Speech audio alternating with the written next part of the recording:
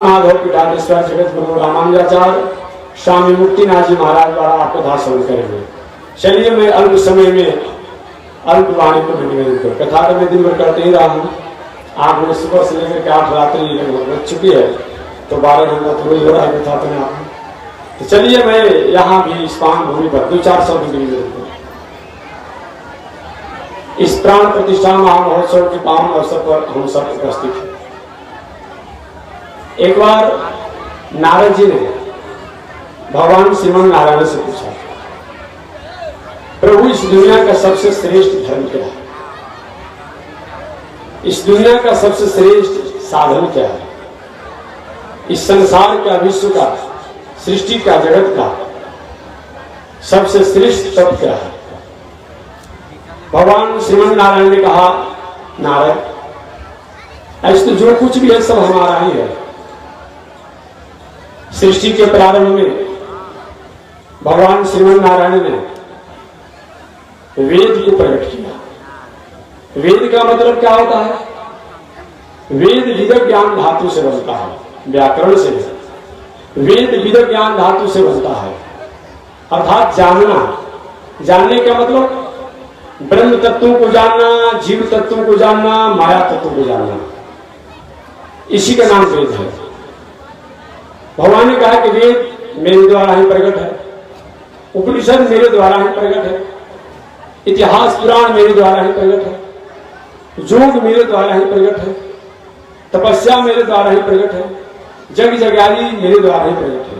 परंतु कलिकाल के मानवों के कल्याण के लिए सरल और सहज कोई उपाय है, वह है अर्चावतार। अर्चावतार मूर्तियों के द्वारा भगवान कहते हैं, मेरी जैसी प्रसन्नता होती है, मुझे जैसी संतुष्टि होती है, मुझे जैसा आनंद आता है, हे नारद, भगवान कहते हैं, हे नारद वैसा आनंद हमें और साधनों से नहीं प्राप्त होता है। भगवान ने कहा, वेद का वाक्य है, न ईजा एक द्वारा मैं प्राप्त हो भी सकता हूं, नहीं हो सकता हूं, तप द्वारा प्राप्त हो भी सकता हूं, नहीं हो सकता हूं, दान द्वारा प्राप्त हो भी सकता हूं, नहीं हो सकता हूं, समाधि द्वारा मैं योगियों को प्राप्त हो भी सकता हूं, नहीं हो सकता हूं, लेकिन मेरा भक्त जहां भी होता है, मेरी भक्ति जहां भी करता है, वो इसके पास तो मैं पहुंच ही जाता हूं। एक बार इसी प्रश्न को नारद जी ने भगवान श्रीमन नारायण से किया, इसी प्रश्न से जो मैं निवेदन कर रहा हूं। नारद जी ने एक बार पूछा था भगवान श्रीमन नारायण से, हे प्रभु ये दुनिया में सबसे बड़ा कौन है? बड़े और छोटे की झगड़ा आज की नहीं है। सृष्टि के प्रारंभ में बड़े और छोटों की झगड़ा चली आ रही है, आज भी है, बाद में रहेगी। एक छोटा आदमी से पूछा जाए, क्या तुम बड़ा बनना चाहते हो? हाँ साहब, बड़ा आदमी बनने के लिए तो मैं एड़ी से चोटी तक परिश्रम कर रहा हूं। अगर कोई बड़े आदमी को देखता है तो भुनभुनाने लगता है, गाली देने लगता है। एक 4 व्हीलर गाड़ी पर चढ़ने वाला व्यक्ति के रास्ते में चलता है तो मोटरसाइकिल पर चढ़ने वाला व्यक्ति उसको गाली देता है। गाड़ी देखा रहा है, एक मोटरसाइकिल पर चलने वाला व्यक्ति जो होता है, उसको देखकर साइकिल पर चलने वाला व्यक्ति थोड़ा सा आंख दिखाता है। एक साइकिल पर चलने वाले व्यक्ति को देखकर पैदल चलने वाला व्यक्ति आंख दिखाता है। जब तुम्हें दिखाई नहीं पड़ता है, एक वो व्यक्ति रोज चाहता है, जो पैदल चलने वाला है, वो चाहता है कि मेरे पास भी काश अगर साइकिल हो जाता तो क्या अच्छा होता। जो साइकिल पर चलने वाला है, वो चाहता है कि मेरे पास भी मोटरसाइकिल हो जाता तो क्या अच्छा होता। और जो मोटरसाइकिल पर चलने वाला है, वो सोचता है, विचार करता है रोज कि मेरे पास में 4 व्हीलर गाड़ी हो जाता तो क्या अच्छा होता। वो बड़ा बनना चाहता है, एक बड़े को देख करके विरोध करता है। ये आज की परंपरा नहीं है, एक पहले से चली आ रही है, ये अनादिकाल की परंपरा है। नारद जी ने भगवान श्रीमन नारायण से पूछा कि दुनिया में सबसे बड़ा कौन है? भगवान ने कहा, नारद बड़ा तो वही होता है जो बड़ा काम करता है। इस दुनिया में सबसे बड़ा वही होता है जो बड़ा काम करता है। बड़ा हुआ तो क्या हुआ, जैसे पेड़ खजूर, पंछी को छाया नहीं, फल लगे तुझे। बड़ा केवल अपने बड़ा करने से नहीं होगा, आपने समाज के लिए बड़प्पन का काम कौन सा किया, इस पर निर्भर करता है। समाज के लिए अगर आपने बड़प्पन का काम किया है तो सही मायने में आप बड़ा हैं, और समाज के लिए, मानव के लिए अगर आपने बड़प्पन का काम नहीं किया है तो अपने खाते पीते पहनते तो सब लोग रहते हैं, इसमें क्या बड़प्पन की बात है। इसलिए भगवान श्रीमन नारायण ने कहा, नारद अच्छा बताओ तुम्हारे दृष्टि में बड़ा कौन है, बताओ तुम्हारे दृष्टि में बड़ा कौन है। नारद ने कहा हमारे दृष्टि में तो सबसे बड़ा पृथ्वी माता है, क्योंकि पृथ्वी माता जैसा उपकार दुनिया में कहीं नहीं देखा जाता है। दत्तात्रेय जी महाराज जब 24 गुरु अपना बनाए, उन 24 गुरु में एक पृथ्वी को भी अपना गुरु बनाया, और पृथ्वी को अपना गुरु बना करके यह उपदेश को प्राप्त किया दत्तात्रेय जी कि पृथ्वी में जैसे क्षमा है और कहीं नहीं देखा जाता है। हम पृथ्वी पर लोकसंग का पैखाना, अनीति, अन्याय, उपद्रव, झूठ, बेईमानी, शैतानी, कुकर्म सब कुछ करते हैं। खेती, नौकरी, व्यापार, घर द्वार, दलान, जितना हमारे द्वारा पृथ्वी पर उपद्रव होता है, पृथ्वी को चाहता था कि सब को पलट देती, ऐसी करती है? नहीं करती है। सब कुछ करने के बाद भी हमारे उपकार के लिए, कहीं मकान के लिए, कहीं दलान के लिए, कहीं रोड के लिए तो जगह देती ही रहती है, कहीं खेती के लिए जमीन तो उर्वरा कर ही देती है। इसलिए इस दुनिया में सबसे बड़ा कोई है, पृथ्वी माता है। नारद ने कहा, भगवान के नारद बात तो ठीक तुमने कहा, वो पृथ्वी हमारी पत्नी है। ये पृथ्वी माता जिस पृथ्वी पर आप इतनी सुविधा ले रहे हैं, ये भगवान नारायण की पत्नी है। भले आप नारायण से विरोध करते हैं कि हम भगवान को मानते नहीं हैं, लेकिन कोई भी दुनिया में ऐसा नहीं होगा, सोशलिस्ट, कम्युनिस्ट, चारवाक, नास्तिक, जो भी होगा, सबको लक्ष्मी चाहिए, सबको लक्ष्मी चाहिए। कितना भी नास्तिक होगा लेकिन उसको अच्छा घर चाहिए, अच्छा दलान चाहिए, अच्छा गाड़ी चाहिए, अच्छा कपड़ा चाहिए, अच्छा भोजन चाहिए। कहां से आएगा? लक्ष्मी के द्वारा ही तो आएगा। लक्ष्मी चाहिए, लेकिन नारायण से बैठ करता है, भगवान से बैठ करता है, ऐसा उपयुक्त नहीं है। कोई भी नास्तिक हो, कोई भी हो, किसी भी, मैं किसी पंथ की बात नहीं करता हूँ, मानव की बात करता हूँ, सबको लक्ष्मी चाहिए। तो लक्ष्मी चाहने वाले को चाहिए, क्योंकि लक्ष्मी कौन है? ये भगवान नारायण की पत्नी है। समुद्र वसने देवी पर्वत अस्तन मंडले विष्णु पत्नी नमस्तुभ्यम पाद स्पर्शम क्षमस्व में। हे पृथ्वी माता, समुद्र वसने देवी, ये समुद्र जो है यही आपके वस्त्र हैं। पृथ्वी माता को चारों तरफ से पृथ्वी के समुद्र है। समुद्र वसने देवी पर्वत अस्तन मंडल, जैसे माताएं अपने छोटे बालक को मजबूत करने के लिए, पालित पोषित करने के लिए अपने स्तन के दूध को पान करा करके उसको मजबूत करती है, स्वस्थ करती है। एक पृथ्वी माता के अपने आप में हम लोग जो है, तो पर्वत स्तन मंडल, एक पृथ्वी माता जो है, एक पर्वत जो है, इन्हीं के द्वारा अनेक प्रकार औषधियां, फल, फूल, और इन्हीं पर्वतों द्वारा जो जलाशयों से नदी, नाले, नहर निकलते हैं, उनके द्वारा हम भी अन्न, फल, फूल द्वारा अपने को हिष्ट पुष्ट मजबूत होते हैं। तो पर्वत स्तन मंडल, विष्णु पत्नी नमस्तुभ्यम, हे पृथ्वी माता, आप विष्णु भगवान की पत्नी हैं, इसलिए हम आपके बच्चे हैं, हमारे द्वारा गलती होगी, अतः आप अपना बच्चा समझ करके हमको क्षमा कर दीजिएगा। इस तरह से ये पृथ्वी माता दुनिया में सबसे बड़ी है।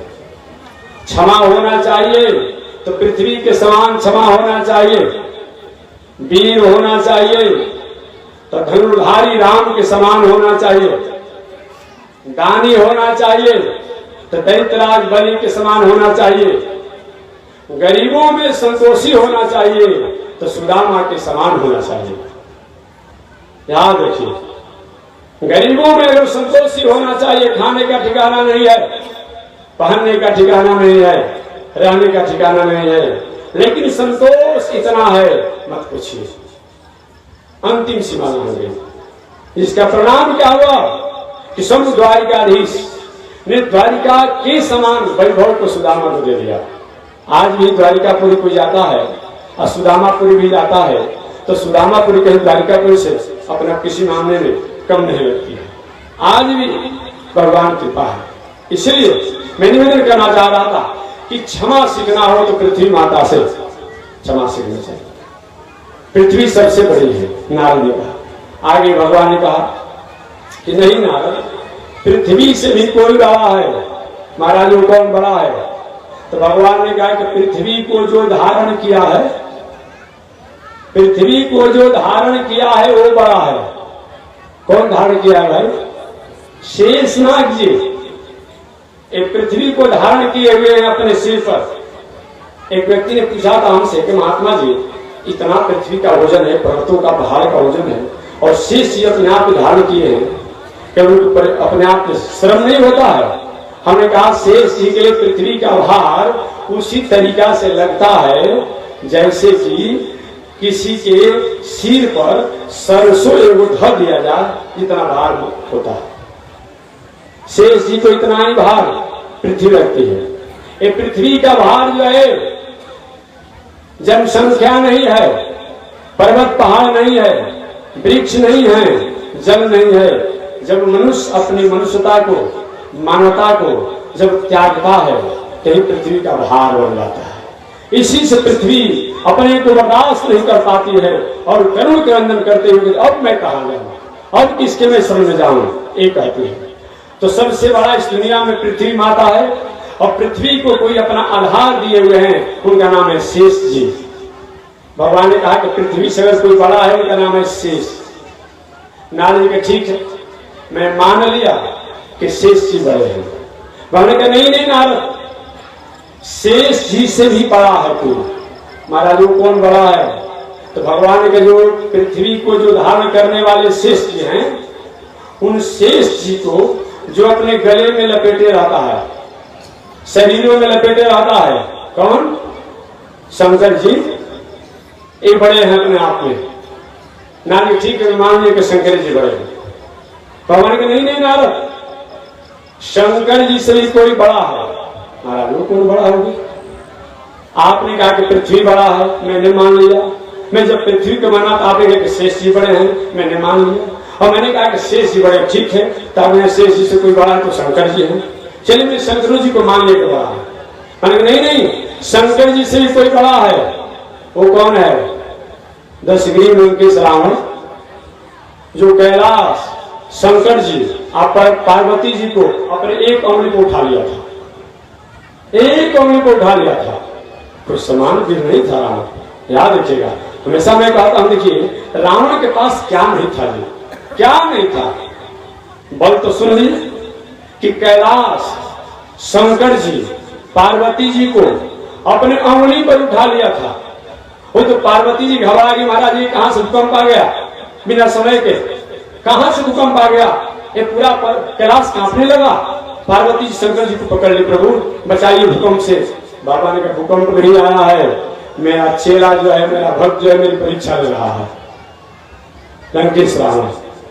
उसी समय भूत भावन शंकर ने कहा अच्छा चेला परीक्षा हो गया ना, अब मेरी परीक्षा को बर्दाश्त करो, पूरा करो। वही बाबा ने कहा कि अपने जब उसने एक अंगुली से उठाया था तो भूत भावन शंकर ने भी क्या किया, अपने पैर के दाहिने अंगूठे से दबाया और रावण का हाथ दब गया। दब गया, कितना भी प्रयास कर रहा है। बाबा ने कहा ठीक है, अपना बल का दिमाग रखो, कितना भी प्रयास कर रहा है रावण हट नहीं रहा। उसका रावण नाम नहीं था, रावण नाम नहीं था उसमें, उसका नाम 10 ग्रीव नाम था, लंकेश नाम था। कितना भी प्रयास किया लेकिन अपने हाथों को बाहर नहीं पर्वत से निकाल पाया। तब रावण लंकेश रोने लगा, और जब रोने लगा तो भूत भावन शंकर जी ने उसका नाम पदवी दिया है रावण। ये रावण पदवी जो है ये शंकर जी ने लंकेश को दिया है। रावण का मतलब क्या होता है जी? रावयति रावण, जो अपने उपद्रव करे और अपने उपद्रव से जो प्राणियों को भी रोवावे और अपने भी रोवे, उसी का नाम रावण है, उसी का नाम रावण है। रावयति रावण, जो सब अपने अनीति अन्याय अधर्म उपद्रव द्वारा रोवे और दूसरे को भी रुलावे, उसी का नाम क्या है? रावण है। भगवान ने कहा कि नारद, उन कैलाशवासी शंकर जी से भी अगर कोई बड़ा है उनका नाम है रावण, जो कैलाश शंकर पार्वती को अपने हाथ उठा लिया था। नारद जी ठीक है, वही मैंने चलाएंगे, कोई बात नहीं, चलिए महाराज बड़ा है ना? नहीं नहीं, उससे भी कोई बड़ा है। वो कौन है बड़ा महाराज?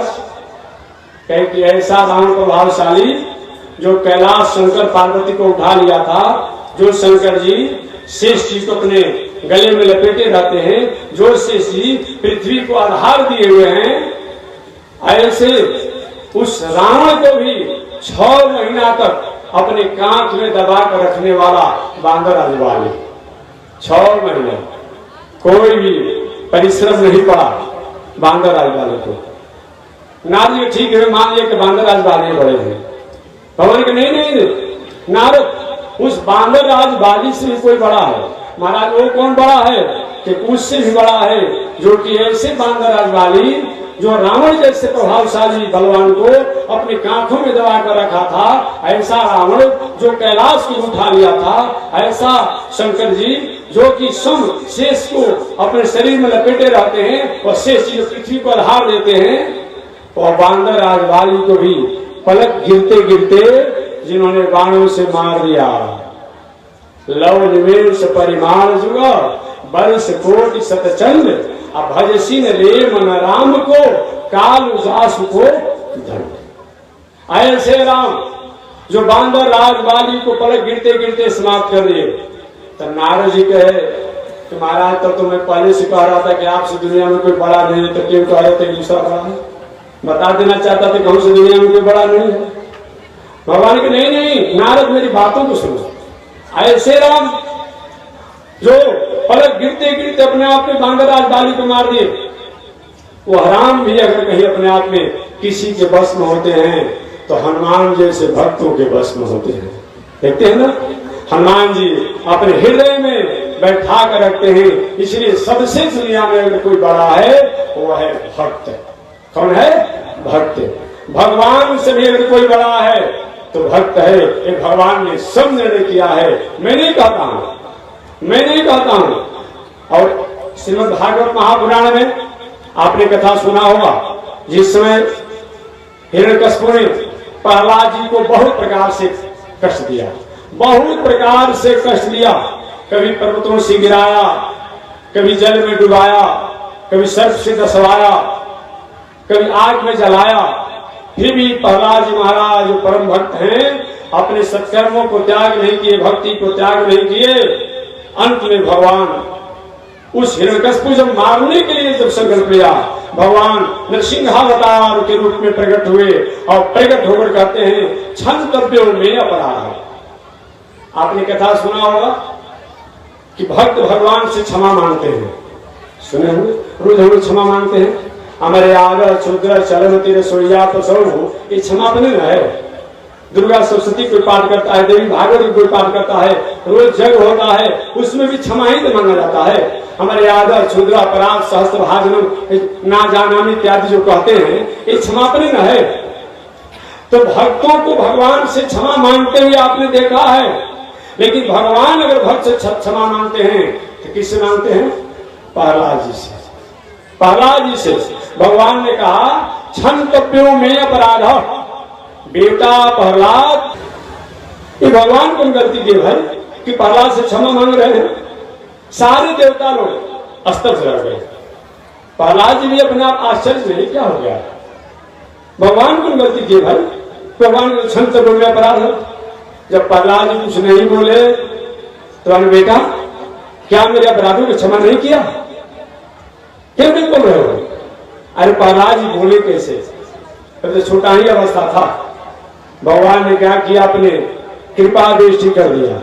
आपके पास टेलीविजन है, आपके पास मोबाइल लग्जरी हो, आज जब तक से बटन नहीं दबाएंगे मोबाइल अपना काम करेगा, रिमोट अपना काम करेगा। भगवान ने अपने तेज को क्या किया, प्रहलाद जी में स्थापित कर दिया, तेज को स्थापित कर दिया। और जब स्थापित कर दिया तब प्रहलाद जी महाराज की वाणी खुल गई, और वाणी जब खुल गई तो कहते प्रभु क्षमा। अरे क्षमा तो हमको मांगना चाहिए कि मेरे कारण आप इस पर्वत से, पहाड़ से, इस जड़ से जन्म लेना पड़ा, प्रकट होना पड़ा, लेकिन आप हमसे कहते हैं नहीं बेटा मेरे आने में देर हुई, तुमको बहुत सताया गया, बहुत कष्ट दिया गया, फिर भी अच्छे कर्मों को तुमने त्याग नहीं किया, भक्ति का त्याग नहीं किया, अतः तुम्हारे समान कोई भक्त नहीं हो सकता है। अतः मैं तुमसे क्षमा चाहता हूं, और क्षमा चाहता नहीं हूं, इसके बदला में मैं तुमको दे करके और अपनी क्षमा को माफ कराना चाहता हूं। हमसे वरदान मांग लो, एक वरदान मत मांगो, 3 वरदान मांगो। लेकिन भक्त भी मांगने वाला थोड़ा होना चाहिए। आजकल के भक्त को ऐसा अधिकार मिल जाए तो मत पूछिए। एक पौराणिक हास्य कथा को अब तक इस प्रसंग में आ जाएंगे। पौराणिक हास्य में इसी तरह से पहले शंकर जी सबको वरदान दे देते थे। शंकर जी पहले सबको वरदान दे देते थे, ब्रह्मा जी सबको वरदान दे देते थे।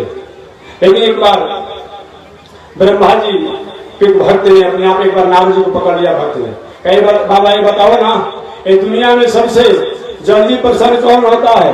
तो नारद जी ने कहा कि ब्रह्मा बाबा, बहुत मूर्ति नहीं ना है, बहुत मंदिर नहीं ना है, अगर कहीं मूर्ति है भी मंदिर में तो साझी है। क्या है? साझी है। शंकर जी का मंदिर बना है, उसमें गणेश जी हैं, तो गणेश को बैठा दिया गया। कहीं कहीं एक जिला में और हो सकता है कहीं बहुत कुछ होगा तो 2, 4, 5, 10 लोग कहीं अपने आप में ब्रह्मा जी का स्वतंत्र मंदिर होगा। हमारे समझ से हो सकता है, बेसी हो सकता हो, लेकिन आप कभी सर्वे से गणना करेंगे। हो सकता है एक जिला में कहीं अधिक से अधिक अगर ब्रह्मा जी का स्वतंत्र मूर्ति और स्वतंत्र मंदिर हो सकता है तो 10 लोग। लेकिन कोनो ऐसा सनातन धर्म नहीं होगा, इन सनातन धर्म के यहाँ शंकर जी का एक पिंडी नहीं होगा। कुछ नहीं, चौतरे बनाकर पिंडी रख दिया जाएगा। ये बताया गया है।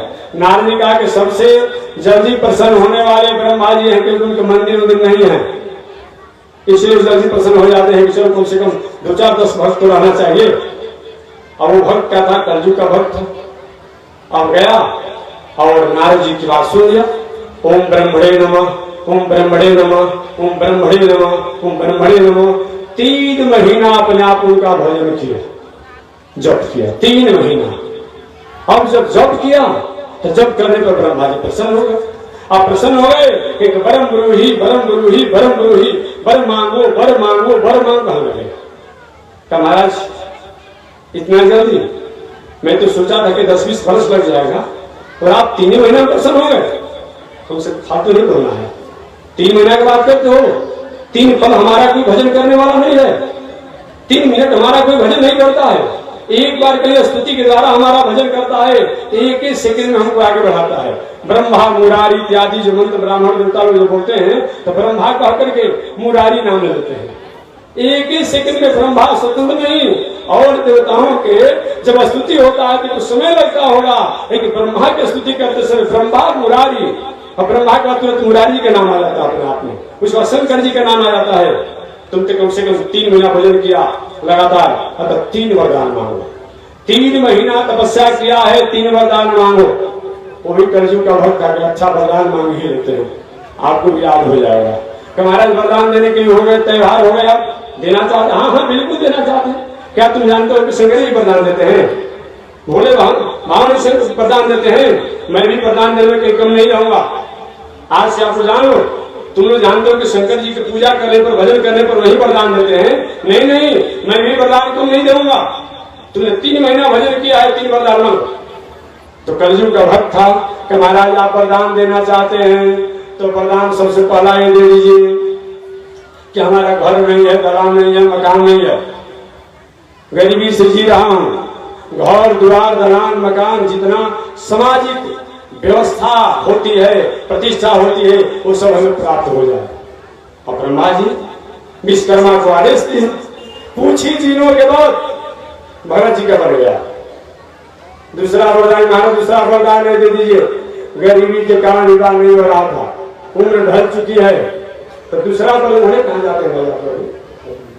दूसरा वरदान दे दीजिए। बैठिए, शांति चंद्र मत कथा कर दीजिए, तो कुछ काम किए, बैठिए, इसी से सब काम करते हैं लोग, बैठिए समझ। दूसरा वरदान ये दे दीजिए कि अपना मेरा विवाह हो जाए। हमेशा मैं कहता हूँ, देखिए और कोई बात के हो या न हो, लेकिन एक पागलों आदमी जो होता है ना, अब उससे पूछा जाता है कि विवाह करेंगे कि नहीं करेंगे, ऐसा विवाह चीजें है। सुन लीजिएगा, एक पागल होगा, कुछ नहीं बुझाता उसको अपने आप में, लेकिन विवाह की जब बात सुनता है तो बर बनने के लिए तैयार हो जाता है। कहीं हमारा दूसरा वरदान ये दे दीजिए कि हमारा विवाह हो जाए। अब ब्रह्मा जी क्या गया, अब तिलकहरू की लाइन लग गया, विवाह हो गया। अब तीसरा वरदान मांगे महाराज ऐसा वरदान दे दीजिए कि जब चाहूं 3 वरदान फिर मांगे।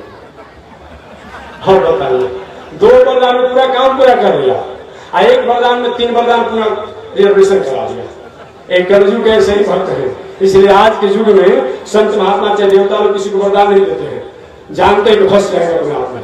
ब्रह्मा जी का हद हो गया भाई, भक्त बहुत देखे थे अपने आप में, लेकिन ऐसा भक्त नहीं देखा अपने आप में। 2 वरदान में पूरा काम ही पूरा कर लिया संसार का, एक वरदान ऐसा मांगा कि 3 वरदान पूरा रिजर्वेशन करा दिया। आप तो वचन दिए हैं। ब्रह्मा जी ब्रह्मलोक में भी अमन चैन से बैठे ही हुए थे, अचानक आंधी तूफान आ गई, आंधी तूफान जोरों से वृष्टि हो गई। अभी तत्काल मकान बना था, सब मकान का पेंटिंग धुल गया, गंदा हो गया। आंधी तूफान सब ने आपने कहा क्या नौकर को बुलाना है, क्या मजदूरा को बुलाना है, इसी तरह थोड़े है। 3 महीना पूजा किया है ब्रह्मा जी का, भजन किया है, जप किया है ब्रह्मा जी तो 3 वरदान देने को मैंने कहा है कि हे ब्रह्मा बाबा जल्दी आइए। ब्रह्मा बोला क्या कर, हाथ जोड़कर आ गए। अच्छा भक्त से फेरा पड़ा हुआ आ गए। क्या भक्तराज जी क्या बात है, कैसे हमको याद किया आपने? क्योंकि याद नहीं किया, 3 महीने भजन किया है तो आपने 2 वरदान तो दिया था, एक वरदान में 3 वरदान और मैंने अपने सुरक्षित रखा है। तो सबसे पहले तो पानी बंद कीजिए, अभी बारिश हो रही है, पानी बंद कर दीजिए।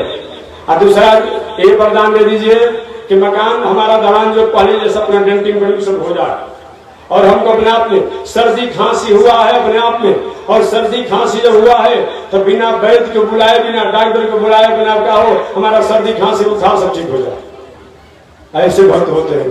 थोड़ा सा पूजा कर लेंगे तो हे काली जी बुखार मत आगे तो सर्दी मत ही काम काली जी का, यही भक्ति है, यही पूजा है।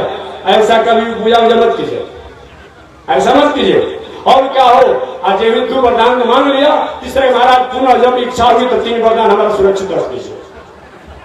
ब्रह्मा जी चले गए ब्रह्मा जी अपने आप में। अब कुछ ही दिन अपना बीता होगा कि भक्तराज अब सोचे कि संसारिक स्थिति तो मैंने प्राप्त कर लिया है, लेकिन और ऐश्वर्य स्थिति को मैंने सुना है कि स्वर्ग का सुख होता है, इंद्रलोक का सुख होता है, वनलोक का सुख होता है, अप्सराओं का लोक का सुख होता है, अपने आप में यक्षों का सुख होता है। तो उसको कहे ना जो ब्रह्मा जी वरदान दिए हैं सुख हो ले, तो ये ब्रह्मा जी जल्दी आए।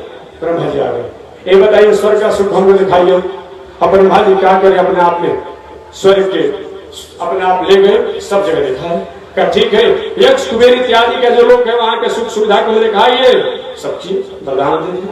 अब तीसरा वरदान मांगने ही वाला था कि जब चाहे 3 वरदान दे दीजिए। अब ब्रह्मा जी भगवान को ध्यान, हे प्रभु ऐसे कलयुग के भक्तों से जान बचाइए, आप नहीं चाहेंगे तो जान नहीं बचेगा। भगवान का हम नहीं वरदान देंगे। थोड़ा सा कोई पूजा कर लेता है, कोई अक्षत चढ़ा दिया, कोई फूल चढ़ा दिया, कोई जल चढ़ा दिया, कोई फल चढ़ा दिया, बस भर दे लेते हैं, अब नहीं चाहेंगे, अब अपने आप नहीं वरदान देंगे कि प्रभु अब ये खाई से खाई राम दुहाई, अब ऐसा नहीं करेंगे, कृपा कीजिए। भगवान ने क्या किया, सरस्वती देवी जी को आ गया, हे देवी जी इस भक्त की वाणी पर बैठ जाओ। और भगवान की आज्ञा हो तब क्या करना है, और भगवान की आज्ञा है तो सरस्वती देवी उस भक्त के वाणी पर बैठ गई। अब बैठने के बाद मांगना तो चाहता था कि 3 वरदान जब चाहे मांग ले, कि क्या कहा, महाराज मेरी मुक्ति हो जाए। ब्रह्मा जी के भैया राम करे तेरा भला, चाहे मुक्ति ले भक्ति ले, मेरा पीछा छोड़। एक क्या है, एक कलयुग के भक्तों का है। इसीलिए ऐसा भक्त नहीं होनी चाहिए, भक्ति वे विचार नहीं। कैसी भक्ति होनी चाहिए, वे विचारणी भक्ति होनी चाहिए, जिस पूजा में, पाठ में, यज्ञ में, दान में, तीर्थ में, व्रत में, साधना में, आराधना में किसी प्रकार के मांगने की गंदगी नहीं हो, उसी का नाम भक्ति है। मांगने की गंदगी कभी नहीं रखना चाहिए, और मांगने की गंदगी अगर आपके पास है तो सही माने में आपने व्यवसायी है, एक न कि आप भक्त हैं। याद रखिएगा। एक और पौराणिक कथा सुना है, समय तो 9 बजे तक ही बोलेंगे हम अपने आप में, आगे कथा होनी है और दिन भर कहते कहते आ रहे हैं, लेकिन एक व्यवहारिक पौराणिक कथा सुना करके तब प्रसंग में आ जाऊंगा। एक भक्त था अपने आप में, वो हनुमान जी का सिद्धि किया था, हनुमान जी का सिद्धि किया था। अब हनुमान जी को सिद्धि किया था। एक व्यक्ति ने पूछा, महाराज जी हमारे पास शनिचर राहु केतु सब चल रहे हैं, कैसे राहु केतु को शांति किया जाएगा, कैसे शनिचर को शांति किया जाएगा? हमने कहा भाई हमसे अगर पूछते हैं तो जिंदगी बीत जाएगा। शनिचर राहु केतु को पूजा पूजा करेंगे, शनिचर को शांत करेंगे तो राहु क्रोधित हो जाएंगे, और राहु को पूजा करेंगे तो केतु क्रोधित हो जाएंगे। अगर वो लोग कहीं शांत रहेंगे तो बृहस्पति या शुक्र बुध ये सब चलते रहेंगे, पूरा जीवन बीत जाएगा इन ग्रहों को शांति करते करते, लेकिन शांत नहीं हो पाएंगे। बात भी ठीक है। अरे भाई पहले आपने किसी व्यक्ति को बहुत आदर सत्कार सम्मान किया और वो व्यक्ति को छोड़ करके अपना लाभ लोग के लिए और दूसरे व्यक्ति को थोड़ा बहुत आदर सत्कार करेंगे, तो पहले जिसको आपने आदर सत्कार किया है वो आप नाराज नहीं होगा? बताइए ना, नाराज होगा कि नहीं होगा? पहले आप शनिचर की पूजा करते थे, अब थोड़ा सा घर में हरियाली आई तो आपने क्या किया, अब कहीं बृहस्पति को पूजने लगे, तो शनिचर तो नाराज नहीं होंगे। अभी थोड़ा सा घर में और कुछ शांति आया, कहीं सुख को पूजने लगे, कहीं अभी आतवार पूजने लगे, कहीं सोमवार पूजने लगे, तो जिसको आपने आदर दिया अपने छोड़ देंगे वो नाराज नहीं होगा? नाराज हो जाएगा, पूरा जीवन बीत जाएगा, लेकिन सभी को प्रसन्न नहीं कर पाएंगे। और हम नहीं कहते हैं। श्रीमद् भागवत महापुराण में राजा परीक्षित ने सुखदेव जी महाराज से पूछा था कि कौन कौन देवताओं को पूजा करने से क्या क्या प्राप्त होती है, तो सुखदेव जी महाराज ने कहा था कि धन की कामना हो तो शंकर जी को भजन करो, भजन करो। रूप की कामना है तो कहीं अपने आप में यक्षों की पूजा करो, कहीं अनेक बार विवाह शादी इत्यादि की इच्छा हो, अप्सराओं को उर्वशी इत्यादि की अर्जन करो, कहीं संतान की इच्छा है तो कहीं अपने आप कामदेव इत्यादि को भजन करो, और अलग अलग तरीका से होता है। सुखदेव जी महाराज के परीक्षित कहे, हे गुरुदेव तो जीवन बीत जाएगा, एक वस्तु आया पुनः खाली हो गया, पुनः दूसरा वस्तु है वो खर्च हो गया, ऐसे पूरा जीवन बीत जाएगा। ऐसा कोई उपाय है क्या कि कहीं के भजन करने से सब कुछ मिल जाए और सबकी पूजा हो जाए? सुखदेव जी यही तो जानना चाहते थे राजा परीक्षित। हाँ हाँ राजन, ऐसा है। वो कौन है? अकाम सर्व कामवा, अकाम सर्व कामवा, चाहे अकाम कोई कामना नहीं हो या सर्व कामवा या सभी प्रकार की कामना हो, तीव्रेण भक्ति जोगे न, तीव्रेण भक्ति जोगे न, तीव्रेण माने अहर्निश, हमेशा सतत उन गोविंद, उन नारायण, उन मधुसूदन, उन हरि, उन जनार्दन की अगर भक्ति किया जाए तो किसी देवी देवता की नाराज होने की कोई बात नहीं है। कहीं अज्ञानतावश कहीं नाराज हो भी जाएंगे तो पुनः समझ करके बुझ करके अपने स्वरूप अपने पद को जान करके प्रसन्न हो जाएंगे, प्रसन्न हो जाएंगे। कोई मार्ग से जा रहे हो, कहीं जिलाधिकारी जा रहे हो और कहीं मार्ग में कहीं बीडीओ साहब का सीओ साहब का गाड़ी लगा हो, नहीं समझ पाए, अपने आप सिविल ड्रेस में हो, रोड पे गाड़ी खड़ा किया है, जिलाधिकारी ने कहीं डांट फटकार लगा दिया सीओ साहब को, बीडीओ साहब को, तो कुछ देर में थोड़ा सा हुआ ये हमको डांट दिए, लेकिन जब ही अपने आप जब जानेंगे अरे तो मेरे जिलाधिकारी जो है इन्हीं के अंदर में मेरा सर्विस अपने आप में, नहीं तो ब्लैक लिस्ट में कर देंगे, रेड लिस्ट में कर देंगे, क्या नाराज रहेंगे सीओ साहब? बड़े सब नाराज रहेंगे? नहीं रहेंगे। यदि किंचित कोई देवी देवता किसी कारण से नाराज होता भी है तो कहीं भगवान के अपने आप के जब स्वरूप जान जाता है, पुनः प्रसन्न हो जाता है। प्रमाण के रूप में आपने जाना होगा देवराज इंद्र की पूजा जब अपने आप नहीं भगवान श्री कृष्ण ने कराया उस ब्रज में, तो कुछ दिनों के लिए तो घोरों की दृष्टि किए, लेकिन जब जान गए तब माफी मांगे। ब्रह्मा जी भगवान के मित्रों और पिछड़ों के चुरा लिए, लेकिन जब उनके स्वरूप को जाने तब चाहे कामना हो या नहीं कामना हो या सभी प्रकार की कामना हो, तीव्रेण भक्ति जो होगे ना, सभी प्रकार कामना हो नहीं कामना हो तो उन हरि को आप भजन कीजिए, उन हरि को यजन करिए। उनके यजन करने से अब किसी की यजन पूजन बाकी नहीं रह जाती है। ठीक वही बात तो मैं बता रहा हूं। कितना पूजा करेंगे? हमारे सबकी अगर प्रशंसा हो जाती है तो किनसे होती है? जय हनुमान ज्ञान गुण सागर। कौन है? हनुमान जी महाराज। शनिचर से लेकर के, राहु से लेकर के, केतु से लेकर के जितने लोग हैं सब लोग डरते रहते हैं। ये सूर्य देव भी डरते हैं, सूर्य देव डरते हैं, शनि देव डरते हैं। आपने जाना होगा कि अपने आप यही हनुमान जी महाराज है कि एक बार शनिचर को भी अपने आप एक फल सोचकर खाना चाहते थे, सूर्य को भी फल सोचकर खाना चाहते थे।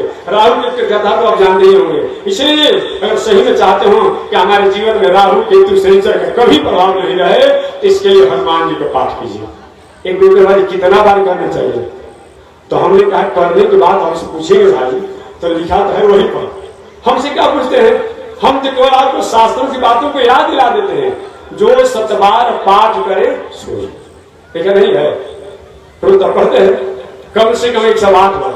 आपके महाराज 108 बार हनुमान चालीसा पढ़ेंगे तो खेती व्यापार वगैरह पढ़ेंगे सर, और भी तो पढ़ाई लिखाई है, कैसे करेंगे? तो चलो नहीं से पढ़ रहा है कम से कम तो एगो सुबह एगो शाम एगो मध्याह्न का, बस 5 मिनट लगेगा, 10 मिनट लगेगा। इतने में 10 मिनट के भीतर में हो जाएगा। किसी प्रकार के राहु केतु शनिचर सूर्य कोई भी ग्रह नक्षत्र कुछ बिगाड़ नहीं पाएंगे, बिगाड़ नहीं पाएंगे। ऐसे अपने आप बताया गया है। तो मैं निवेदन करना चाह रहा था कि भक्तों की कितनी बड़ी गरिमा है। भगवान अपने से अधिक अपने भक्तों की गरिमा बताते हैं। हनुमान जी इसको उदाहरण है, हनुमान जी इसको उदाहरण है अपने आप में। इसलिए हनुमान जी का दासो हम कौशलेन्द्रस्य रामस्य क्लिष्ट कर्म। तो भक्त ऐसा होना चाहिए। तो प्रहलाद जी महाराज से भगवान ने कहा बेटा तुम वरदान मांगो। प्रहलाद जी के प्रभु वरदान वरदान आप देना चाहते हैं? अरे सब कुछ आपने हमको दे दिया, बाकी क्या रह गया है? जब सब कुछ का फल आप परमात्मा है और आप हमारे सामने हैं, फिर मांगने की बात क्या करते हैं? भगवान के तुम्हारे मांगने से हमारी प्रसन्नता होगी। अगर तुम नहीं मांगोगे ना तो हमारी प्रसन्नता नहीं होगी। प्रहलाद जी के प्रभु अगर मांगने से ही आप प्रसन्न होते हैं तो प्रथम वरदान ये दे दीजिए कि हमारे पिताजी पर जो आपने क्रोध किया था और उनके जीवन लीला को समाप्त कर दिया, हमारे पिताजी की अधोगति नहीं होनी चाहिए। धन्य प्रहलाद जी महाराज। सोचिए, पिता द्वारा इतना कष्ट दिया गया, फिर भी प्रहलाद जी महाराज क्या कहते हैं कि हमारे पिता को अधोगति नहीं होनी चाहिए। भगवान नरसिंहावतार ने कहा बेटा प्रहलाद तुम्हारे जैसा पुत्र जहां हो जाए और तुम्हारे पिता की अधोगति की बात होती है। कुलम पवित्रम जननी कृतार्था वसुंधरा भागवते च धान्या देशे चलोके पितरोपि धान्या। कुलम पवित्रम, वो कुल पवित्र हो जाता है, वो कुल पवित्र हो जाता है। कुलम पवित्रम जननी कृतार्था, वो जननी भी कृतार्थ हो जाती है। वसुंधरा भागवती च धन्या, ये वसुंधरा जो है वो अपने आप पे धन हो जाती है। वसुंधरा भागवती च धन्या देशे चलोके, वो देश भी धन हो जाता है, वो लोग भी धन हो जाता है जहाँ एक भी भगवान के भक्त होते हैं। इसी बातों को पुत्रवती जीवती जग सोई रघुपति भगत जास सुख हो मानसकार भी कहते हैं। तो धन्य है प्रहलाद जी महाराज जो कि कहे प्रभु अगर आप वरदान देना चाहते हैं तो प्रथम वरदान एक दे दीजिए कि हमारे पिताजी की अधोगति नहीं होनी चाहिए। भगवान की बिल्कुल नहीं होगा। क्रोधोपि देवस्य वरेण तुल्यः, कभी कभी क्रोध भी वरदान के तुल्य होता है। डॉक्टर साहब किसी रोगी को रोग हुआ है, घाव से रो रहा है, बिलख रहा है, परिवार के लोग ले गए हैं, पैर पकड़ा है, कोई हाथ पकड़ा है, कोई सिर पकड़ा है, गाली दे रहा है रोगी। डॉक्टर को बताऊंगा, अपने पिता को, चाचा को, भाई सबको गाली दे रहा है, हमको यहाँ लाकर हमको कष्ट दे रहे हो। बड़ियारी पकड़ करके और घाव को चीरा जाता है। देखने में तो कष्ट होता है, लेकिन घाव ठीक होने के बाद रोगी क्या मारने जाता है क्या? डॉक्टर को जाता है? नहीं जाता है। ठीक वही बात है अपने आप में। हमारे प्रहलाद जी महाराज ने अपने आप का प्रभु आप ऐसा वरदान दीजिए जिस वरदान से हमारे पिताजी का अधोगति नहीं होना चाहिए। भगवान का बिल्कुल नहीं होगा, बिल्कुल नहीं होगा, क्योंकि बताया गया है कि भगवान के हाथ में जिसका अपना कल्याण हो जाता है वो व्यक्ति की अधोगति नहीं होती। भगवान ने कहा एक ही वरदान से काम नहीं चलेगा, एक वरदान से मेरी प्रसन्नता नहीं होती है मांगने से, 3 वरदान मांगना पड़ता है। 2 वरदान और मांग। प्रहलाद जी के दूसरा वरदान ये दे दीजिए, दूसरा वरदान ये दे दीजिए कि आज के बाद हमारे कुल खानदान में कभी किसी भी लोगों के साथ ऐसा व्यवहार मत कीजिएगा। भगवान भाई तो थोड़ा वरदान कठिन तुम मांग रहे हो, और तुम्हारे राक्षस कुल खानदान को हो, और तुम्हारे राक्षस कुल खानदान के परिवार के लोग कहीं उपद्रव करेंगे और तुमको बस मारेंगे। लेकिन ठीक है, चलो तुम्हारे जैसा कोई भक्त नहीं है, ये भी मैं वचन देता हूँ कि तुम्हारे कुल खानदान के लोग अगर उपद्रव करेंगे तो थोड़ा सा दंड देंगे, लेकिन इस तरीका से नहीं करेंगे। यही कारण है कि भगवान श्रीमन नारायण अपने वचनों को पूरा करने के लिए, आपने दैत्यराज बलि का नाम सुना होगा ना, जब देवताओं को छक्का छोड़ा दिया था, देवताओं को कुछ रह नहीं गया था, दम नहीं रह गया था, सब लोग गए भगवान के पास, भगवान को कुछ नहीं करेंगे, फिर कुछ तो उपाय कीजिए। वही भगवान ने वामन अवतार के रूप में यही बक्सर में प्रकट हुए, और वामन अवतार के रूप में आकर के भगवान ने क्या किया, दैत्यराज बलि के यहाँ एक भिखारी बन करके और जाकर के मांगे, हम मांग कर तब देवताओं को दिए संग्राम नहीं किया। तो ये वचन का मतलब होता है।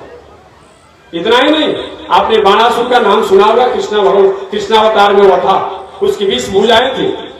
वो अपने आप में जब भगवान श्री कृष्ण ने संग्राम करने लगा, भगवान ने 18 भुजा को काट दिया, 18 भुजा को काट दिया।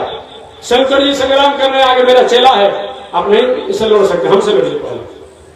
भगवान श्री कृष्ण ने कहा, बाबा आप कैलाश में आप चेला के पक्ष लेकर आ गए, अरे ये थोड़ा गलती किया है, इसको मैं दंड दे रहा हूं, और इसके वंश परंपरा को मैंने वरदान दे दिया है कि इन लोगों को मैं प्राण वध नहीं करूंगा, दंड तो दूंगा। क्योंकि पेड़ आप लगाते हैं, आप उस पेड़ की अगर बहुत सखा हो जाने से कि पेड़ की अपने आप मोटाई में, मजबूती में किसी प्रकार के दोष आने वाले हो, त्रुटि वाले हो, तो हर साल छांटते नहीं है।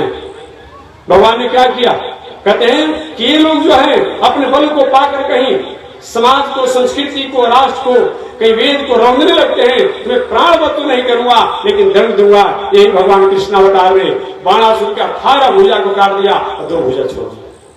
इसलिए प्रहलाद जी के वचनों को पूरा किया। प्रहलाद जी ने तीसरा वरदान मांगा, प्रभु हमको वरदान दीजिए कि आपके चरणों में मेरी भक्ति हो जाए। भगवान ने कहा अभी तो नहीं होगा, अभी तुम राज करो, अभी तुम राज करो, और राज करने के बाद में मेरा जो लोक है उस लोक के बगल में ही तुम्हारा ध्रुव लोक होगा। वही 60,000 वर्ष, बहुत दिनों तक, 60,000 नहीं, बहुत दिनों तक हमारे प्रहलाद जी महाराज राजकाज की व्यवस्था किए, और राजकाज की व्यवस्था करने के बाद में भगवान के बताया गया है वो पार्षद भी बन गए, भगवान के भक्त भी बन गए, और आज हमेशा वो याद किए जाते हैं। धन्य है प्रहलाद जी महाराज। इसलिए सबसे दुनिया में श्रेष्ठ अगर कोई होता है वो भक्त होता है। भक्त का मतलब क्या होता है, बस कहकर वाणी विराम लो। भक्त का मतलब क्या होता है, जिनके प्रति हमारा प्रेम हो। आज की प्रेम की व्याख्या मैं नहीं करता हूं, इस प्रेम में सारी संसार डूबी हुई है, उस प्रेम की व्याख्या मैं नहीं कर रहा हूं। इस प्रेम की व्याख्या से सारा दुनिया अपने आप उथल पुथल हो गया है। सारी संस्कृति को आपने झोंक दिया, सारे संस्कृति को आपने तखा पर रख दिया। उस प्रेम की बात मैं नहीं करता हूं, मैं उस प्रेम की बात करता हूं जिसके प्रति आपका स्नेह हो, प्रेम हो, आदर की भावना हो, सिंपैथी की भावना हो, उनकी प्रसन्नता में, उनकी अनुकूलता में अपने को प्रसन्न रहना, अपने को अनुकूल रहना, इसी का नाम क्या है, प्रेम। इसी का नाम प्रेम। जिनसे हम प्रेम करते हैं उनकी प्रसन्नता, उनकी अनुकूलता में अपने को प्रसन्न और अनुकूल रहना, इसी का नाम प्रेम है। उदाहरण के रूप में जिस समय ब्रज में भगवान श्री कृष्ण थे, लगभग भगवान श्री कृष्ण 11 वर्षों तक ब्रज, गोकुल, वृंदावन इत्यादि में रहे। कितना, 11 वर्षों तक। 14 वर्षों तक मथुरा में रहे और 100 वर्षों तक द्वारिका में रहे। भगवान श्री कृष्ण ब्रज में थे। कंस का अत्याचार बढ़ गया था। नारद जी की प्रेरणा से कंस कृष्ण को मथुरा में बुलाने के लिए प्रेरित हो गया था। अब क्रूर जी महाराज उन कृष्ण को ब्रज से लाने के लिए गए थे, और जब ही बाल गोपालों गोपियों ने जब जाना कि कृष्ण आज ब्रज को छोड़ करके मथुरा जाने वाले हैं, सारे ब्रजवासियों ने, गोपियों ने चारों तरफ से उन अक्रूर जी के रथ को घेर लिया। प्रातः काल की रथ तैयारी थी मथुरा जाने के लिए, सायंकाल होने वाली थी, लेकिन रथ का चक्का जाम अपने आप में बाल गोपालों ने, बाल गोपियों ने नहीं छुड़ा। भगवान ये क्या हो गया, ये क्या हो गया। अंत में भगवान श्री कृष्ण रथ से उतर गए और रथ से उतरने के बाद कहा, हे गोपियों, हे ब्रजवालों, हे ब्रजवासियों, मैं आपको प्रेम को वंदन करता हूँ, प्रेम को प्रणाम करता हूँ, प्रेम का आदर करता हूँ और मैं वचन देता हूँ कि मैं परसों आऊंगा, हमें मथुरा जाने की आज्ञा दिया जाए।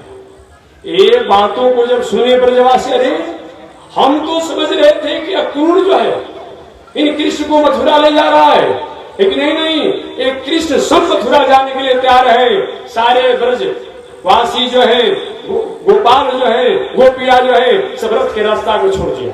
कहा, कृष्ण अगर तुम्हें मथुरा जाने से, हमसे दूर रहने से तुम्हारी प्रसन्नता है तो तुम मथुरा जाओ। हे गोविंद, अगर हमें रोने से तुम्हारी खुशी होती है तो हम रो रो करके तुम्हें हंसाने का काम करूंगा।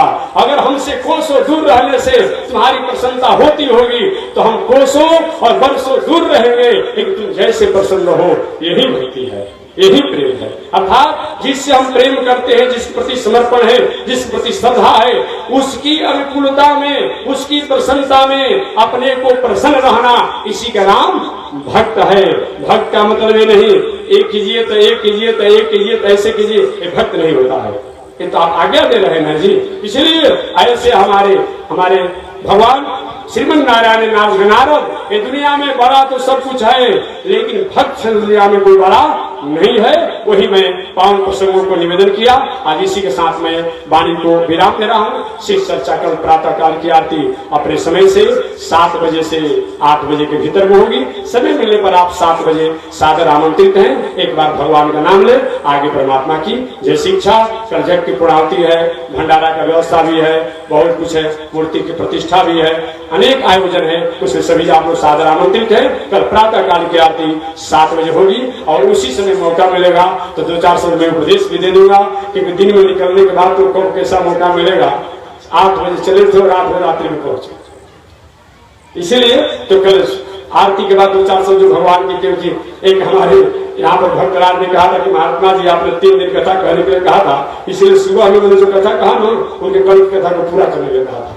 तो कल सुबह में कहा था, आज सुबह में जो कहा था 1 दिन हो गया ना, आज अभी कहा तो 2 दिन हो गया, और कल सुबह आरती के बाद कहा देंगे 3 दिन हो जाएगा। किससे पूरा करना पड़ेगा ना हमको।